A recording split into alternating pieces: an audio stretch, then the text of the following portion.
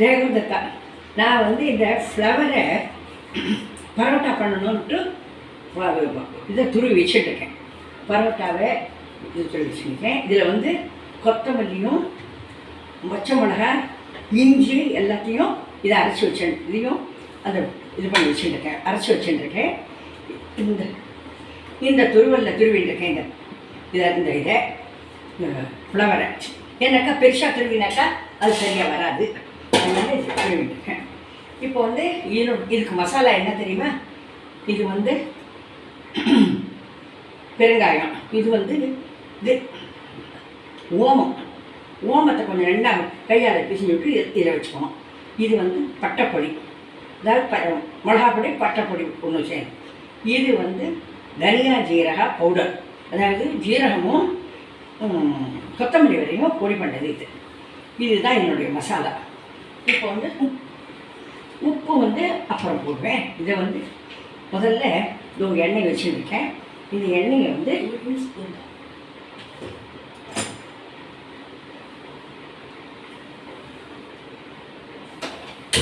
ரொம்ப காயக்கூடாது, சுட்டாக போடும்.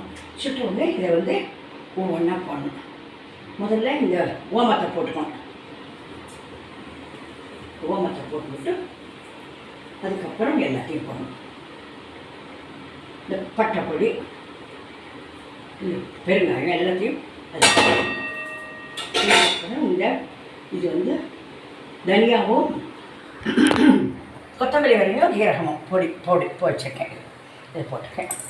இதில் வந்து இதை வந்து போட போகிறேன். இந்த பச்சை மிளகாயம் இஞ்சி இதெல்லாம் துருவிச்சு எடுத்துக்கேன். பச்சை இதை போடணும். அதுக்கப்புறம் இது வந்து ஃப்ளவரையும் துருவிச்சு எடுத்துக்கேன். போட்டு அதான் அந்த இதில் காட்டினேன் துருவலில் மெல்லி துருவலில் போட்டு துருவணும். இதை கொட்டி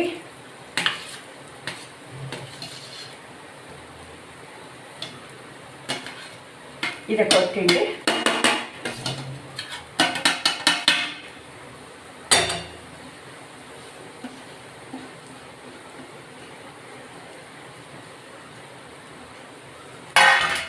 இது வந்து இதை கொஞ்சம் அது கலரிக்கணும். நிறைய சூடு இருக்கக்கூடாது. சூடு இப்போ வேண்டாம், சித்த நாள் கழித்து மூடி வச்சாக்கா அது. இப்போ இதுக்கு வந்து உப்பு போடணும்.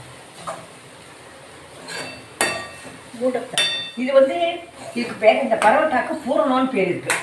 இந்த வந்து புடவரை இதெல்லாம் பண்ணி வச்சுருக்க இதெல்லாம் அந்த கோதுமை மாவு பிசிஞ்சு நம்ம ரொட்டி மாவு பிசிக்கிற மாதிரி பிசிஞ்சு அதில் வச்சு பண்ணுறதுக்கு அதுக்கு பூரணம்னு பேர்.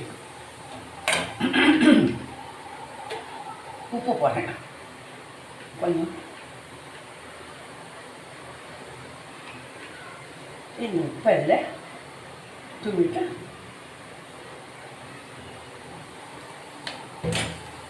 கொஞ்சம் லேசாக வதக்கணும். ஏன்னா எத்தனை மெல்லிஸ் இருந்தாலும் சித்த அது வதங்கினா தான் அந்த பரோட்டாவில் வேகும்.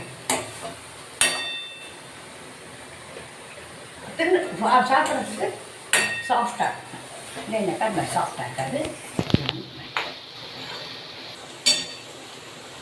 இது வந்து தண்ணி இல்லாத அது உப்பு போட்டால் கொஞ்சம் தண்ணி விடும் இல்லையா, அதுக்கோசரம் தான் இதை கலரிட்டாக்கா தண்ணெல்லாம் போயிடும். சரி, நல்லா இருக்கும். கொஞ்சம் ஒரு 5 நிமிஷம் மூடி வைக்கிறேன். மூடிட்டா வெந்து போயிடும். இதில் வந்து தண்ணி வரக்கூடாது. தண்ணி இருந்தாக்கா பரவாயில்ல. என்னக்கா தண்ணா இது தண்ணி போகிற வரணும். உப்பு போட்டுக்கிறதுனால தண்ணி வரதான் வரும். கொஞ்சம் நாள் அதை வந்து கலரிங்கே இருந்தாக்கா அது வந்து தண்ணி இருக்காது. மூடக்கூடாது. இதை மூடினாக்கா கொஞ்சம் ஆகிடும். அதனால இப்படியே தான் வதக்கணும்.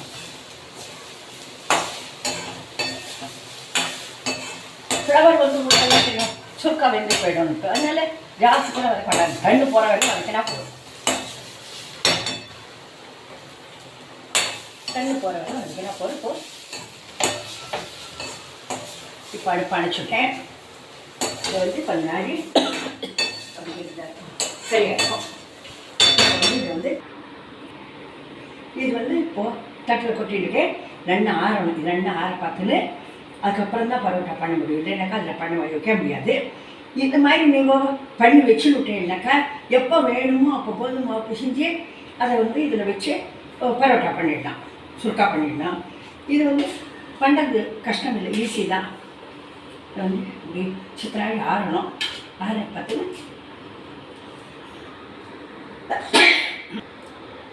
வந்து இந்த கோதுமாவில் இப்போ நம்ம சொப்பு மாதிரி பண்ணிட்டு இருக்கோம். இதில் வந்து கொஞ்சம் மாவு போட்டேன்னாக்கா கொஞ்சமாக மாவு போட்டுட்டு அதுக்கப்புறம் இதை வந்து தாரிப்பு எடுத்து இதை வந்து இதை வச்சு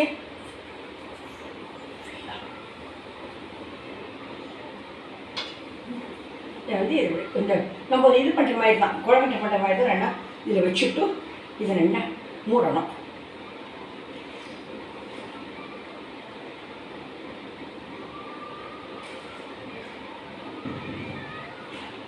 உங்களுக்கு எப்படி வேணுமோ, பெருசோ சின்னதோ எப்படி பண்ணணுமோ அப்படி மூடிக்கலாம், எவ்வளோ மாவு எடுத்துக்கலாம். இது வந்து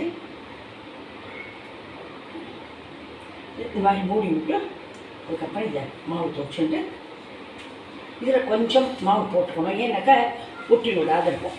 அதனால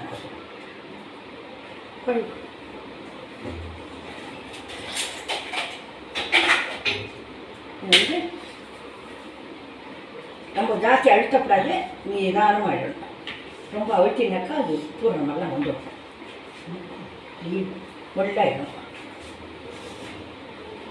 நிதானமாயிடணும், அது வந்து அழுத்தவே கூடாது.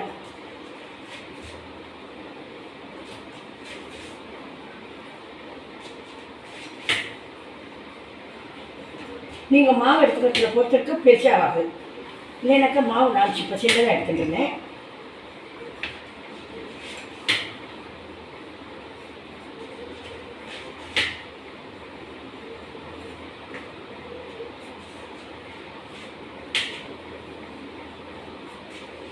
மெல்லிசா ரொம்ப மெல்லிசா வராது, இது பரவாயில்ல. அப்படியே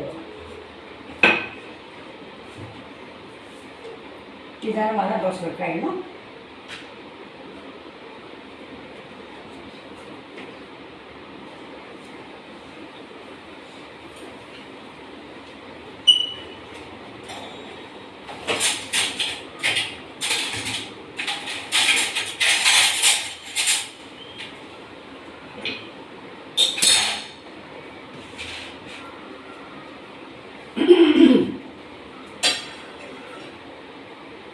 அடுப்பை நிதானமாக தான் வச்சுக்கணும், ரொம்ப பிடிச்சி வைக்கக்கூடாது. அப்புறம் இது வந்து கொஞ்சம் பார்த்துன்னு வந்து திருப்பி பண்ணணும். திருப்பி போட்டாக்கா வந்து சொட்டு மீறி வைக்கணும்.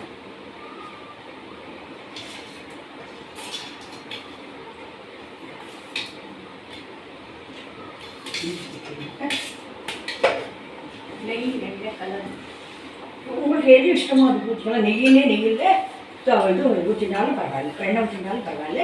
அது ஊற்றி நெய்யெல்லாம் நம்ம இப்போ உங்களுக்கு பார்த்தீங்கன்னா தான் இந்த வந்து இது ஊற்றினேன். பின்ன இந்த வந்து வெங்காயம் நைஸாக போடணும். இப்போ என்ன மூணாக்கா இந்த பக்கம் உருவிப்பேன், அதாவது ரொட்டி மாதிரியே ரெண்டு பக்கமும் இதாகிடும்.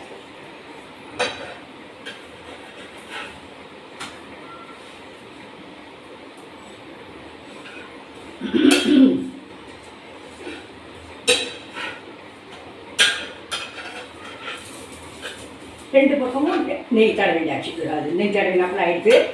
இதை வந்து உங்களுக்கு எப்படி சௌகரியமோ, கொஞ்சம் ஷேப்பாக இருக்கணும்னா ஷேப்பாக எடுக்கலாம், இல்லைன்னாக்கா கொழுப்பாக இருக்கலாம். அப்போதான் நல்லா இது பண்ணிவிட்டு கல்வி வந்துடுச்சு, அதனால உள்ளெல்லாம் வெந்துடும். எப்பவுமே அது வதக்கினது.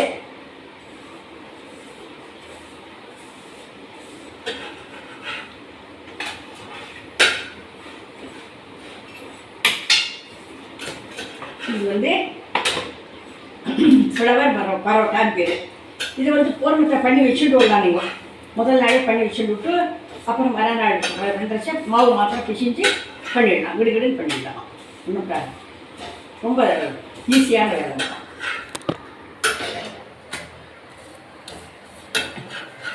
இப்போ 2 1 நல்லா உப்பி வந்துடுத்து. இது வந்து இப்படி பண்ணிடுறதுனால இது எல்லாத்தையும் நல்லா அடுப்பு அணைச்சிடணும். நீங்கள் வந்து சர்ப்ரைஸ் பண்ணுங்க, ஷேர் பண்ணுங்க, லைக் பண்ணுங்க.